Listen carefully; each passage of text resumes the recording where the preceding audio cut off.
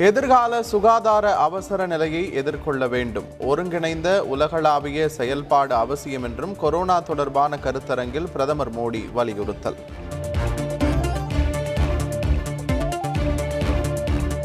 சென்னை, திருவண்ணாமலை உள்ளிட்ட பல்வேறு மாவட்டங்களில் மிதமான மழை. அக்னி வெயில் சுட்டெரித்த நிலையில் குளிர்ச்சியால் மக்கள் மகிழ்ச்சி.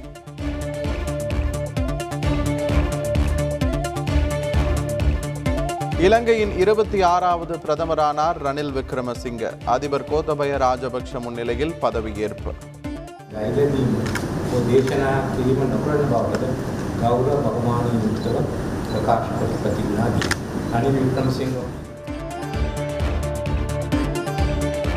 இலங்கை பிரதமராக பதவியேற்றுள்ள ரணில் விக்ரமசிங்கவுக்கு முன்னாள் பிரதமர் மஹிந்த ராஜபக்ஷ வாழ்த்து. நாட்டை சிறப்பாக வழிநடத்துமாறு ட்விட்டரில் பதிவு.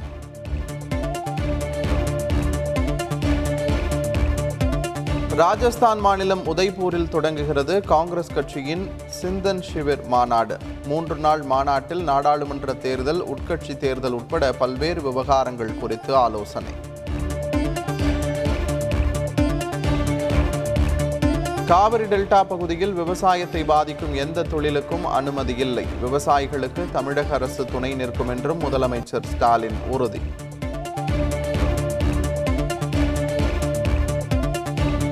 நூல் விலை உயர்வை கட்டுப்படுத்த போர்க்கால நடவடிக்கை தேவை. தமிழக அரசுக்கு எதிர்க்கட்சித் தலைவர் எடப்பாடி பழனிசாமி வலியுறுத்தல்.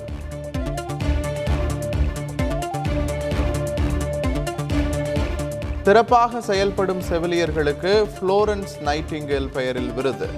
மக்கள் நல்வாழ்வுத்துறை அமைச்சர் மா சுப்பிரமணியன் அறிவிப்பு.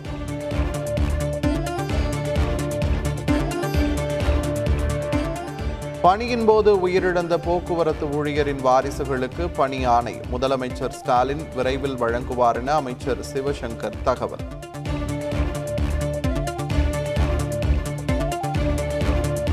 ஆரம்ப நடுநிலைப்பள்ளி ஆசிரியர்களுக்கு சனிக்கிழமை முதல் கோடை விடுமுறை. மேல்நிலைப்பள்ளி ஆசிரியர்களுக்கு விடுமுறை கிடையாது என அறிவிப்பு.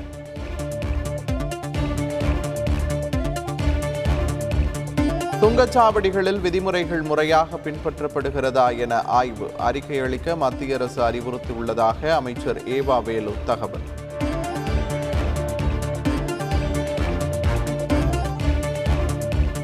நகர்ப்புற உள்ளாட்சி அமைப்புகள் சொந்த நிதியை உருவாக்கிக் கொள்ளவே சொத்து வரி உயர்வு மசோதாவின் நோக்கம். அமைச்சர் KN நேரு விளக்கம்.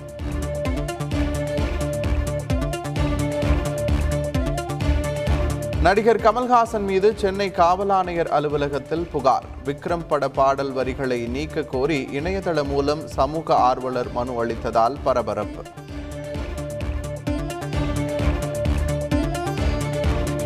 சென்னை கௌரிவாக்கத்தில் தனியார் துணி விற்பனையகத்தில் பயங்கர தீ.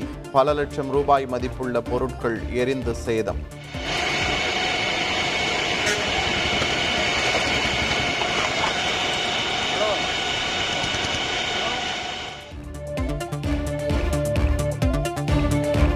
தமிழகத்தில் காலியாக உள்ள 6 மாநிலங்களவை இடங்களுக்கு ஜூன் 10ஆம் தேதி தேர்தல். இந்திய தேர்தல் ஆணையம் அறிவிப்பு.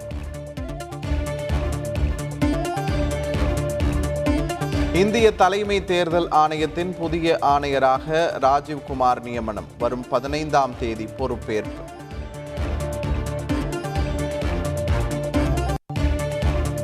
பிரதமர் மோடி உச்சநீதிமன்ற தலைமை நீதிபதி NV ரமணாவுக்கு முதலமைச்சர் ஸ்டாலின் கடிதம்.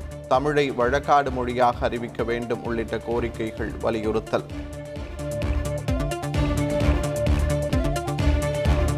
திருப்பத்தூர் மாவட்டம் ஆம்பூரில் 3 நாட்கள் நடைபெற இருந்த பிரியாணி திருவிழா ஒத்திவைப்பு. கடந்த 2 நாட்களாக மழை பெய்து வருவதால் அறிவிப்பு.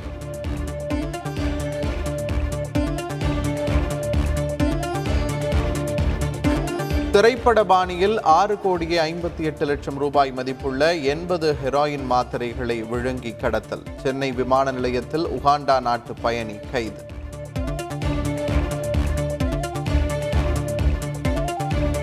சென்னை அணிக்கு எதிரான ஆட்டத்தில் மும்பை அணி வெற்றி. 5 விக்கெட் வித்தியாசத்தில் 14.5 ஓவரில் இலக்கை அடைந்து அபாரம்.